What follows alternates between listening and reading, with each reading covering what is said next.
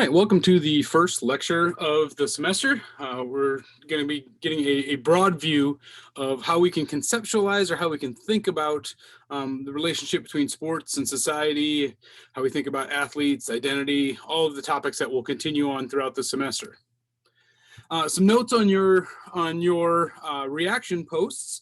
First, think of these as just a handful of paragraphs. Don't get overly caught up in the detailed summaries. I know these readings especially were a little bit dense. They won't always be quite so dense as we move throughout the semester. I prefer your focus to be on the reactions to them, more so than giving a very detailed summary, which typically just adds length and not a lot of new substance. Again, this reading isn't typical, so just know that moving forward, it won't be quite as complex. Hopefully the lectures, this and the others, will help break down some of those more challenging concepts. And then lastly, generally speaking, avoid language like the reading opened your eyes, you learned a lot, you thought about it a lot, or conversations like, I liked this reading or I didn't like this reading. I'm more interested in how and why. So how did it open your eyes? Why did you like it? What aspects of it did you find that maybe connected with your own experience or something that you saw particularly relevant for the sports world or fandom or whatever the case might be? All right. Generally speaking, good work on the posts. All right, so let's get into our content for the day, theories of sports. So as we're getting into theories, and as we'll break a couple down, functionalism and conflict theory today, there's assumptions about sort of where power lies in society based on whatever theory you happen to be talking about. And it usually goes into one of three directions. So the individual has a lot of power and control, or in some cases, maybe the individual is simply the victim of circumstances or other structures, or institutions in society, culture. The second level is social groups. So this would be grouping of individuals. Do those groups have control over individuals? Are those groups controlled by institutions? Perhaps that mid-level is where most of the power occurs in sort of joint behaviors or collective behaviors. And then third are institutions. So larger sort of the macro institutions of our society, government, education, health, the crime and punishment systems. Sports could be thought of as a larger institution. So this may be, for some theories, where the power lies and the powerful entities lie. Or in some cases, institutions are merely a reflection of a culture that's existing in a society. So each week we can think of, as we're introducing new theories and new concepts throughout the semester, we can think of these three levels as potential places of power or potential places that are controlled by other elements. So in some theories, the individuals, in psychology, for example, the individual is granted a lot of agency and a lot of power to make choices about his or her own behaviors and how they respond to things. In other theories, the individual has very little power, is more of a victim of institutional control or social groups or larger cultural forces at play. So again, we might think of these three levels as we process throughout the semester. One of this week's theme is youth and sports. So we might even just sort of a mental exercise. This isn't a discussion prompt yet, but how might we see the authors examining youth sports and the role that they play in society? Would that be part of a social group that has the power and influence over how young athletes developed? Is it more of the individual athletes and their families making these choices, and they're really exerting control and power over their behaviors and their choices? What about something like youth basketball in an impoverished inner city school? Where does the power lie at an institutional, social group level or individual level? Or you can also think of perhaps top level high school football in the state of Texas. Again, these would all be focused in on youth sports. There are hundreds or thousands of other examples that we might use these three levels of power and control to examine sort of really where are the decisions being made and who has control over how things play out. All right, first let's look at functionalism. So the general premise of functionalism is that sports plays a role in society, and every part of society has a role to play. They work toward cohesion as the common goal. So every element of society, in many ways, functionalism is thought of as a body that's all interconnected, but all working toward the general good of society, with one of the primary goals being maintaining harmony. So we don't want groups to riot or try to cause social upheaval, to break down our system of government or our social system. So all of these groups and all of these institutions are trying to maintain harmony, keep sort of the train on the tracks, or the mechanism moving forward. So the powerful institutions can help maintain that harmony, in many cases, setting standards, rules, in some ways setting sort of culture.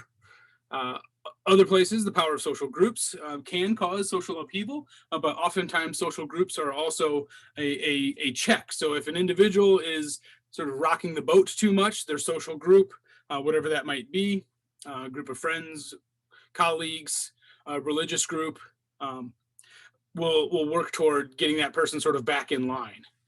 The individual within functionalism does have some disruptive power, but generally speaking, the social groups and the institutions have more power in the functionalist view of things. So individuals, even though they may perhaps become disruptive, they're usually sort of, I'll call it, taken care of by the social groups and institutions, moving them back into balance with everything else. And we can see how this might play out in sports. So let's think about it. This is your first discussion prompt for this week.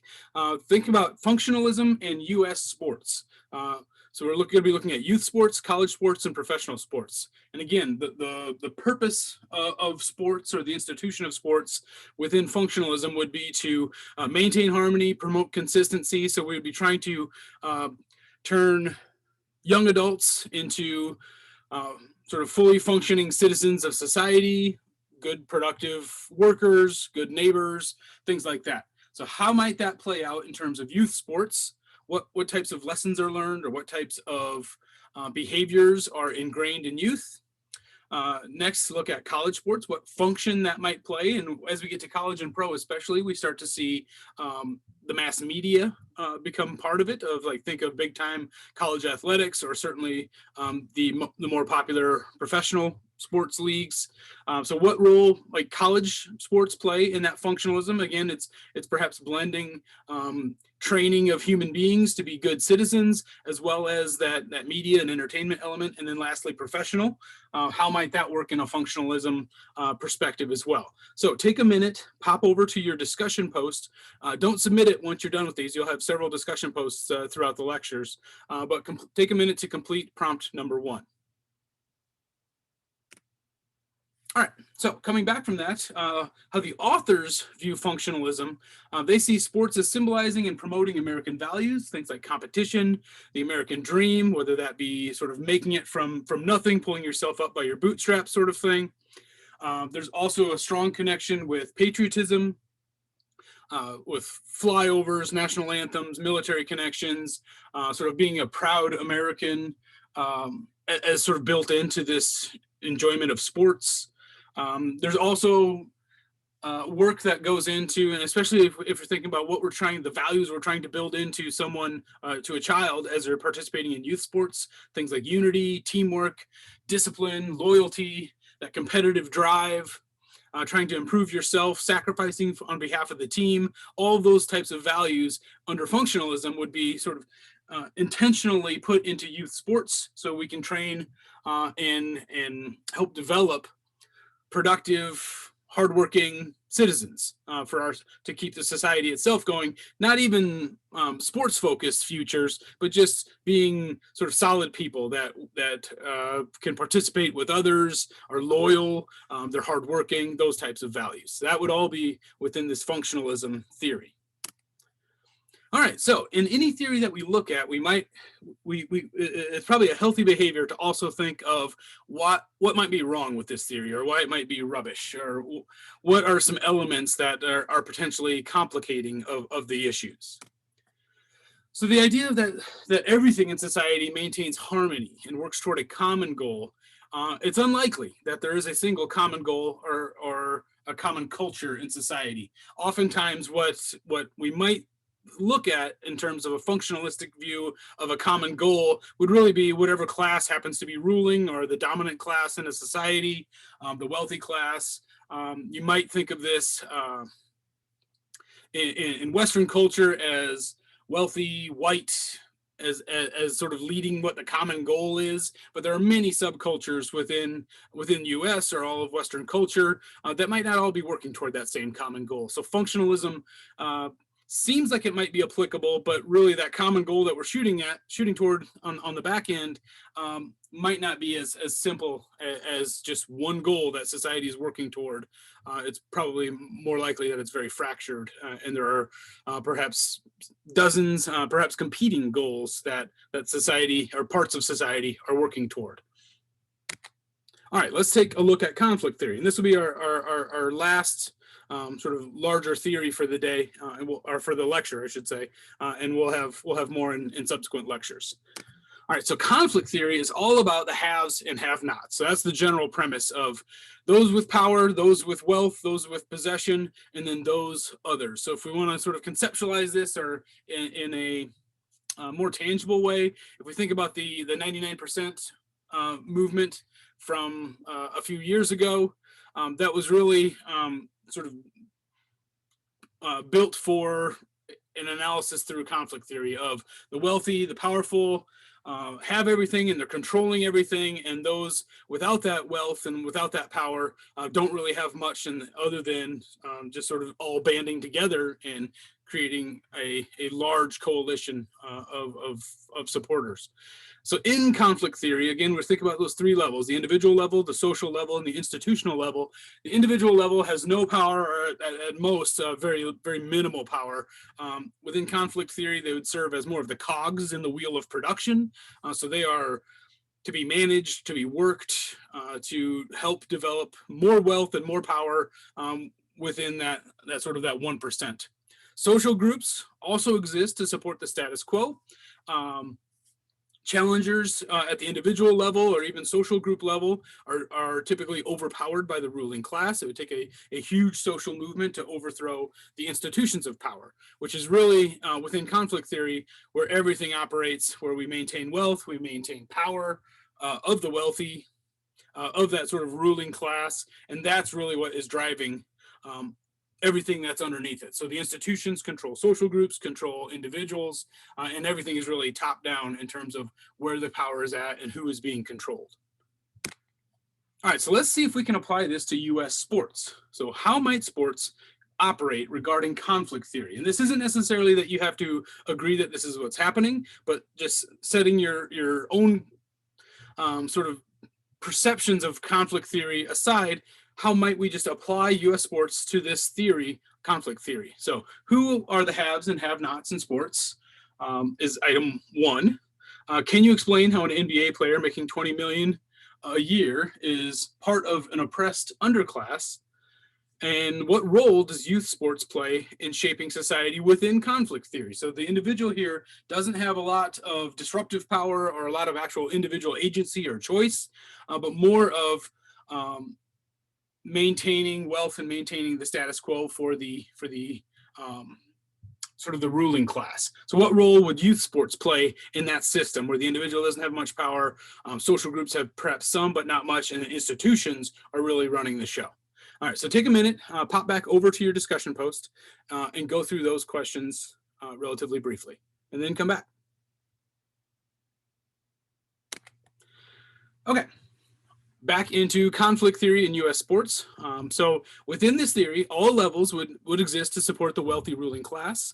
The youth, the younger level would again be developing qualities that are desired for good workers: respect, obedience to authority, work ethic, learning how to be a good loser, team first mentality. As the child progresses into early adulthood. We have further worker training, maybe specialization. Also, there's the entertainment element of it in college and pro, which might be more of distraction or escape for the masses. So they put in their grind Monday through Friday, but on Saturday they get to watch some college football or whatever the case might be to kind of distract them from their 5 out of 7 days a week or a bummer that they have to go to work every day. And separate of the name and likeness laws that are being developed, it's a virtually free workforce to get college tuition, of course, and some room and board. So there's arguments to be made against that, but it's a discounted rate at minimum for how much, especially big time basketball, football, in relation to how much revenue they're generating versus what they're paying effectively the workers. As we get into professional sports, profits, prestige, distractions from a difficult life, all of this, again, sort of propping up the wealthy, the ruling class, the ownership in the NFL or any other major sports league. And also, there's examples of where we can see that if someone has made it into into a professional league, we see them as making it, as breaking out of maybe the impoverished childhood that they had, or the rough, perhaps a rough country that they came from, making it into professional sports. And that as an example of, see, if you just work hard enough, you can change your life in whatever direction you want, and it's all there for you. For everybody has an equal chance of getting into a professional sports league. Again, perhaps distracting from wealth imbalance or access to resource imbalance by saying, well, look, this one person did it, so there can't be that big of a problem with impoverished youth or a third world country that's got a crumbling government and a terrible social structure system. Again, using one person that made it as a poster child rather than reflecting on the larger issues that are taking place. All right. Just like we did with functionalism, we do ourselves a disservice if we never challenge theories that come across us. So what might make conflict theory rubbish? What complicates the issue? We see examples of individuals and groups making a difference all the time. So it isn't just institutions that work against the masses. There might be examples of institutions that aren't that are also themselves challenging perhaps an injustice or something that's wrong. We see this maybe particularly in the last handful of years. The NBA and its athletes have done a lot in terms of social and cultural change, making their voices heard. So if we think of the NBA as an institution, or the players union as a social group, or at least a collection of players as a social group, or the individual player as an individual, we see power and influence happening in a number of places. So it isn't just institutions making decisions and everybody else has to fall in line. It isn't quite so simple as that. Also, conflict theory and conflict theorists often point to the problems, but they offer very little in terms of tangible solutions. So it's one thing to say that these big institutions are controlling what we all buy and how we all think. So you can think of media or advertising agencies or anything that you want to think is sort of the evil institution running things. But then what's the solution? What's the actual tangible thing that we should be doing differently?